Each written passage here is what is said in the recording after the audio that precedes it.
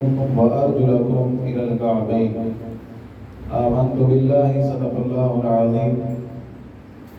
نبی پاک صاحب الاولاد سیاح افلاک صلی اللہ تعالی علیہ وسلم کا ارشاد ہے، فرمایا من صلی علیہ مئہ، جس نے مجھ پر 100 بار درود پاک پڑھا، یعنی جو اس کی عادت بنا لے، فرمایا کتب اللہ بین عینیہ، اللہ اس کی دونوں آنکھوں کے درمیان لکھ دیتا ہے، یعنی اس کی پیشانی پہ لکھ دیتا ہے براءۃ من النار و براءۃ من النفاق، یہ بندہ دوزخ سے بھی آزاد ہے اور نفاق سے بھی آزاد ہے.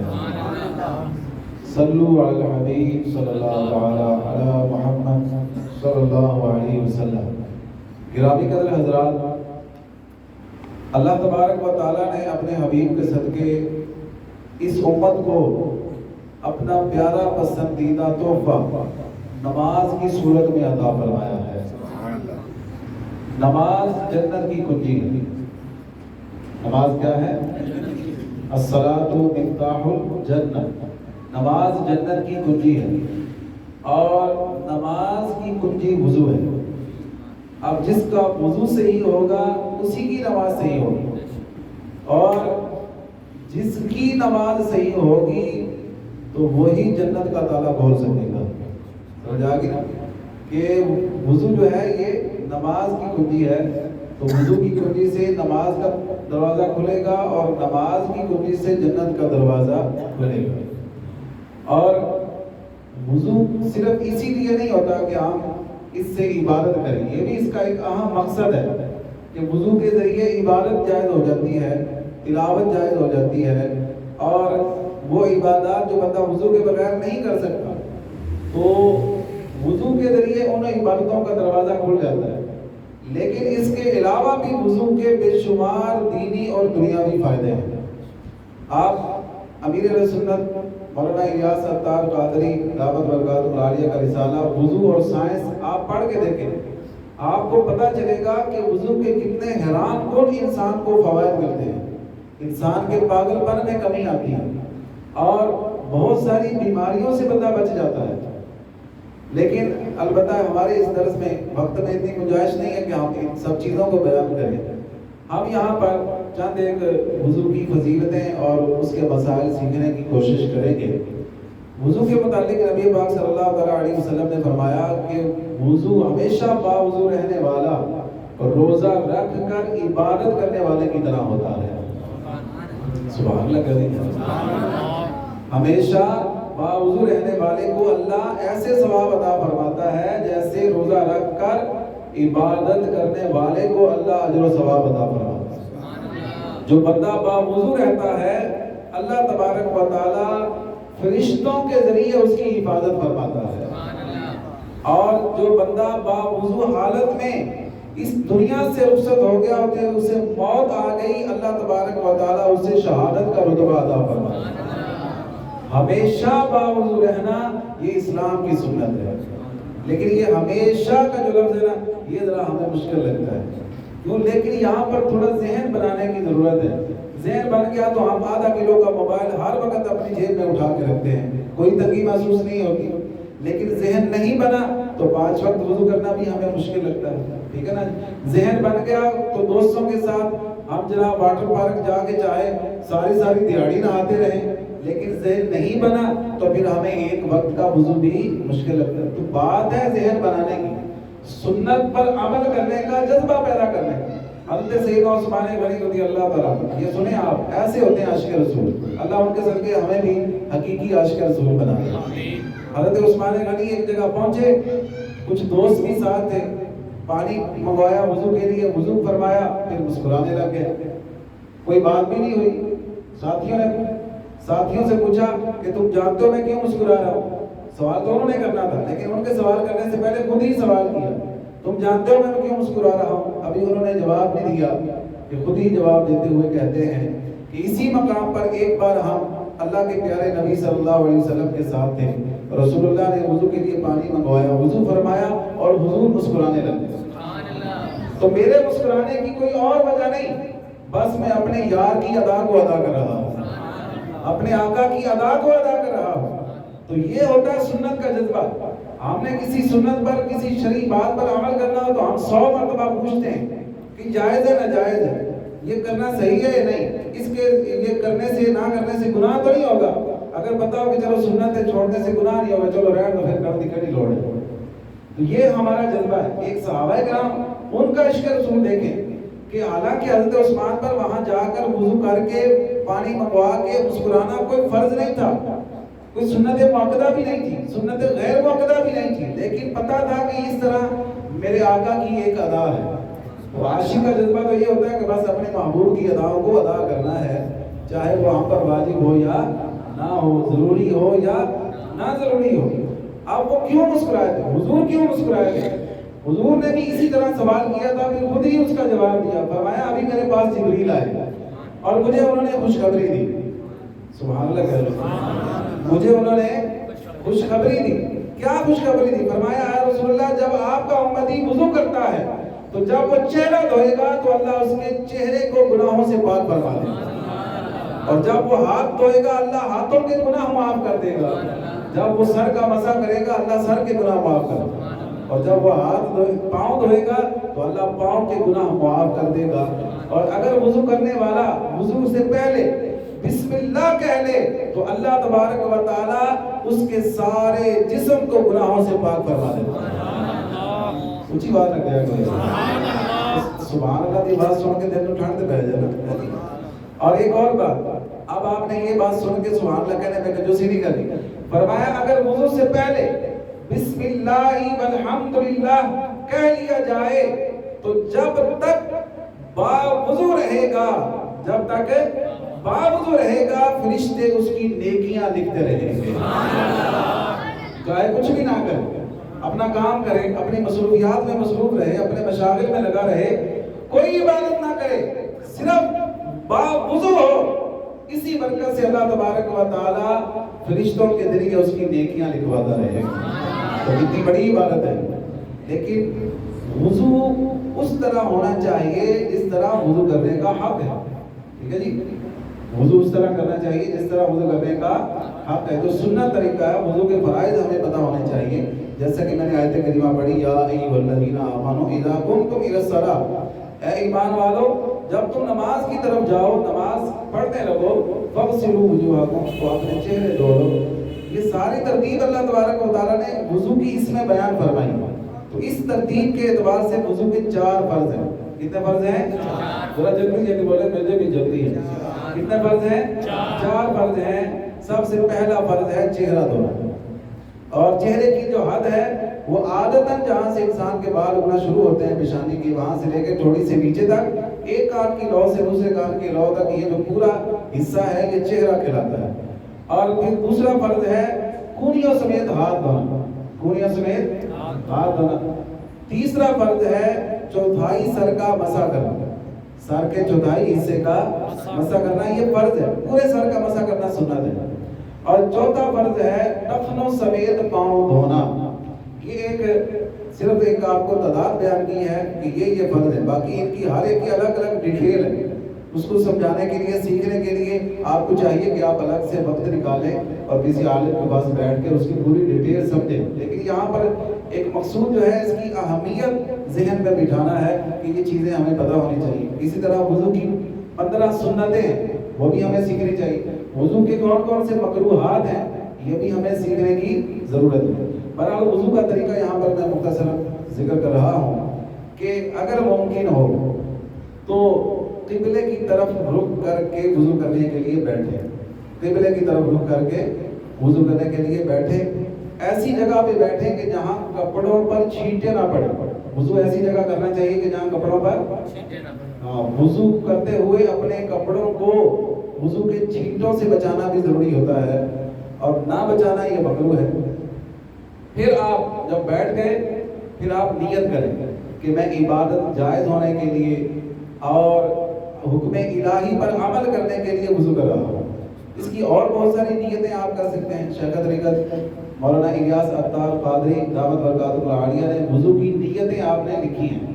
نیتوں کا ہمیں ذہن بنانا چاہیے کہ جو شخص جتنی نیتیں زیادہ کرتا ہے اللہ اس کو ثواب بھی اتنا زیادہ عطا کرتا ہے. ٹھیک ہے. تو جیسے امیر سنت نے نماز پڑھنے کے لیے ہم آتے ہیں تو انہوں نے نماز کی نیتیں لکھی ہیں. ٹھیک ہے, تو آپ جتنی نیتیں کریں گے, بظاہر آپ ایک عبادت کرنے کے لیے آ رہے ہیں, لیکن اس کے ضمن میں اگر آپ نے 10 نیتیں کر لی, 10 چیزوں کی نیتیں کر لی, تو عبادت کے ساتھ ساتھ, نماز کے ساتھ ساتھ اللہ آپ کو 10 اور عبادتوں کا بھی ثواب عطا فرمائے. تو نیت کرنے میں ہمارا کیا جاتا ہے, کوئی نقصان تو نہیں ہے.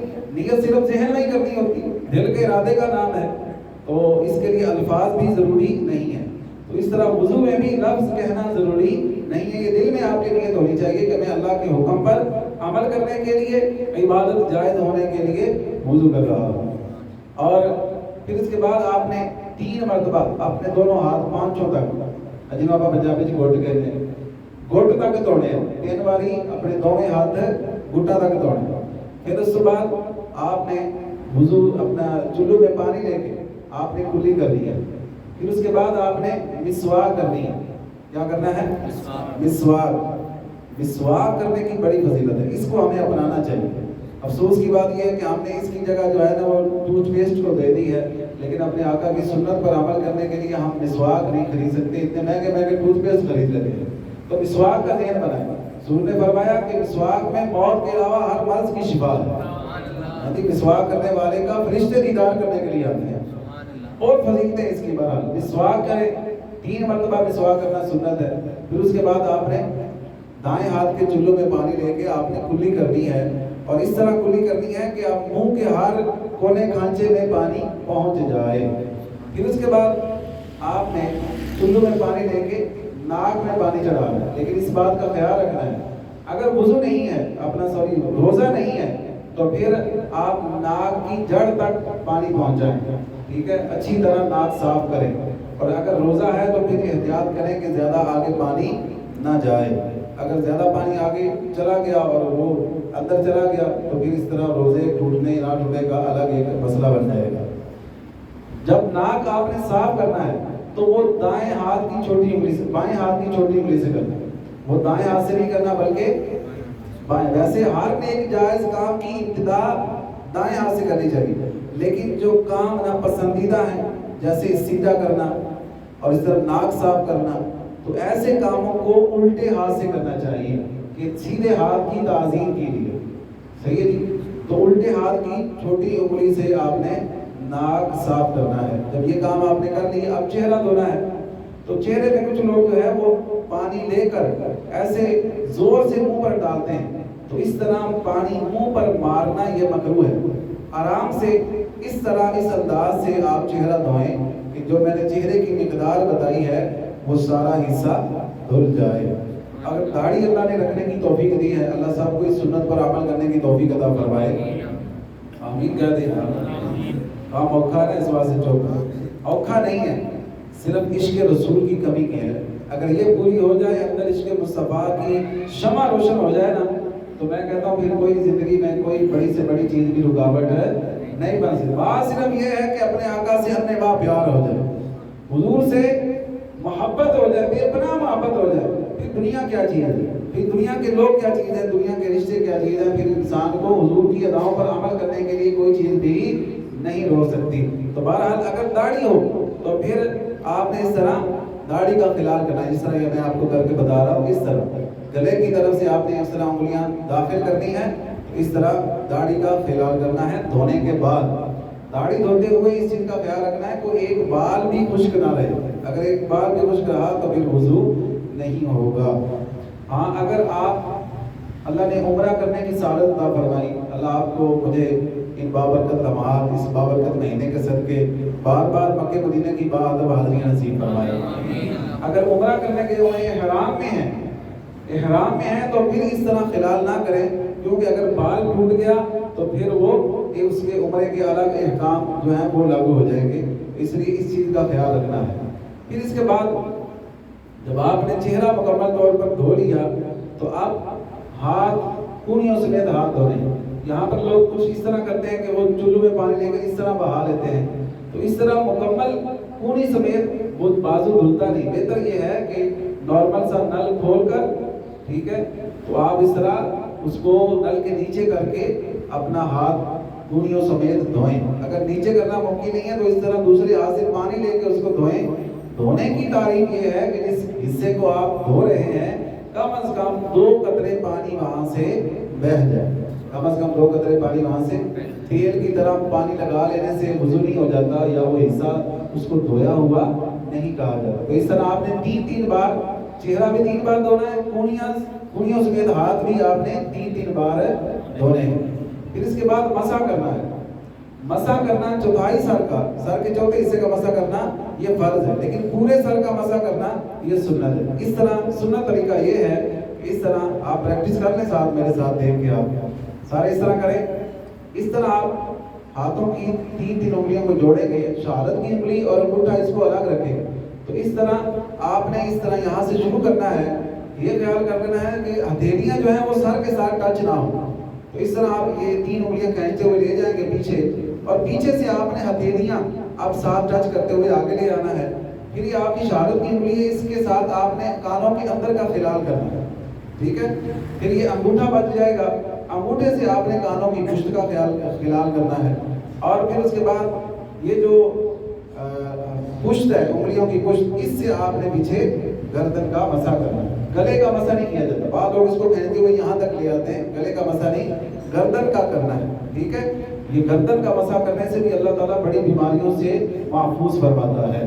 یہ میں آپ کو کہوں گا کہ آپ لازمی وہ وضو اور سائنس جو امیر اہل سنت کا رسالہ ہے وہ خرید کر آپ پڑھیں. نیٹ سے بھی آپ ڈاؤن لوڈ کر سکتے ہیں, دعوت اسلامی کی ویب سائٹ سے آپ اس کو ڈاؤن لوڈ کر کے پڑھیں. آپ حیران ہو جائیں گے کہ یار ایک وضو سرکار کی اس ایک سنت میں اللہ تبارک و تعالیٰ نے کیسے کیسے راز پوشیدہ فرمائے ہیں. ٹھیک ہے جی, سبحان اللہ کہہ دیا کریں یار. پھر اس کے بعد آپ نے مسح بھی کر لیا. اب پاؤں دھونے ہیں. پاؤں دھوتے ہوئے آپ نے سب سے پہلے دایاں پاؤں دھونا ہے, پھر بایاں دھونا ہے. یہ ٹخنوں سمیت پاؤں دھونے ہیں.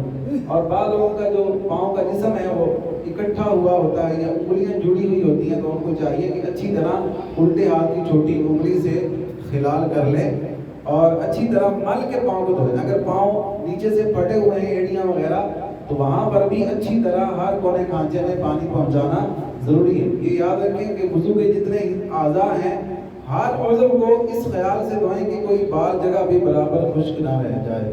بعض لوگوں نے انگوٹھیاں پہنی ہوتی ہیں, تو انگوٹھی اگر ٹائٹ ہو تو پھر اس کو ہلا کے اس کے نیچے پانی بہانا فرض ہے. اگر ڈھیلی ڈالی یا خود ہی پانی بہہ جاتا ہے تو پھر اس کی ضرورت نہیں ہے. لیکن احتیاط اسی میں ہے, انگوٹھی پہنی ہے یا گھڑی پہنی ہے اور اس کا چین ٹائٹ ہے, تو اس کو ہلا جلا کے اچھی طرح اس کے نیچے پانی بہانا چاہیے. کوئی اور مسئلہ جو ہے وضو کے لیے, وضو جب آپ کر لیں تو پھر آسمان کی طرف اس طرح انگلی کر کے, اس آسمان کی طرف رخ کر کے کلمہ شہادت پڑھنا چاہیے. اس کی فضیلت کیا ہے آپ سنیں گے, آپ کا دل باغ باغ ہو جائے گا کہ وضو کے بعد جو کلمہ شہادت پڑھے اس کے لیے 8 جنت کے دروازے کھول دیے جاتے ہیں. جس دروازے سے چاہے جنت میں داخل ہو جائے. سبحان اللہ. یہ اللہ تعالیٰ نے اپنے محبوب کے صدقے ہم پر کیسے کیسے انعامات فرمائے ہیں. یہ وضو کے چند ایک موٹے موٹے میں نے مسائل آپ کے سامنے رکھے ہیں. اس کے علاوہ کوئی آپ کو مسئلہ ہو تو آپ یہاں پر سوال بھی کر سکتے ہیں. بہتر یہ ہے کہ ایک آپ باقاعدہ کسی عالم دین سے وضو کے مسائل سیکھیں, کن صورتوں سے وضو ٹوٹ جاتا ہے, کن سے نہیں ٹوٹتا. اس کے کافی باریک مسائل ہیں. ہم نے سمجھا ہوگا کہ نہیں یہ تو کوئی ایسا کام ہی نہیں ہے, یہ کوئی سیکھنے والی چیز ہی نہیں. لیکن جب آپ سیکھنا شروع کریں گے نا, پھر آپ کو اندازہ ہوگا کہ اس میں کس قدر مسائل ہیں. اللہ ہمیں عمل کی توفیق عطا فرمائے. آمین. اگر عورت نے ناخنوں پر, عورت ہو یا مرد ہو, آج کل سارا مکس ہی چلتا ہے, اگر نیل پالش لگائی ہوئی ہے تو اس سے وضو نہیں ہوگا. ٹھیک ہے جی. اگر مہندی بھی ایسی, ہاں یہ بھی مجھے یاد آ گیا, مہندیاں آج کل جو آ رہی ہیں نا وہ طے والی آ رہی ہے, جرم والی مہندی آ رہی ہے, وہ مہندی کی طے جم جاتی ہے, اس سے بھی وضو نہیں ہوتی. یہ اپنی عورتوں کو, گھر کی عورتوں کو سمجھائیں کہ مہندی وہ استعمال کریں کہ جس کی طے نہ جمتی ہو. جس مہندی کی طے جم جاتی ہے, اگر کسی نے اور نیل پالش لگائی ہوئی ہے یا کوئی اور ایسا میک اپ کیا ہوا ہے کہ وہ اس کے نیچے پانی نہیں پہنچتا, تو پھر نہ غسل ہوگا نہ وضو ہوگا. اس طرح وہ بے غسلی اور بے وضو ہی رہیں گی, نہ عبادت ہوگی نہ قرآن کی تلاوت ہوگی اور گناہگار بھی ہوں گی. اس چیز کا خاص خیال رکھیں۔ مسجد میں ایک سوال پوچھا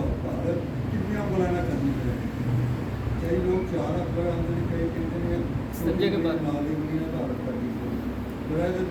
طہارت جو ہے نا یہ انگلی جو ہے اس کے لیے یہ استعمال ہوتی ہے، ٹھیک ہے جی۔ ہاں اگر کسی کو ایک انگلی سے مطلب تشفی نہیں ہو رہی، اطمینان نہیں ہو رہا، تو آپ وہ یہ ساتھ والی دوسری استعمال کریں۔ طہارت میں یہ انگلی نہیں استعمال کرنی چاہیے، اس کا ایک مقام ہے اس لیے۔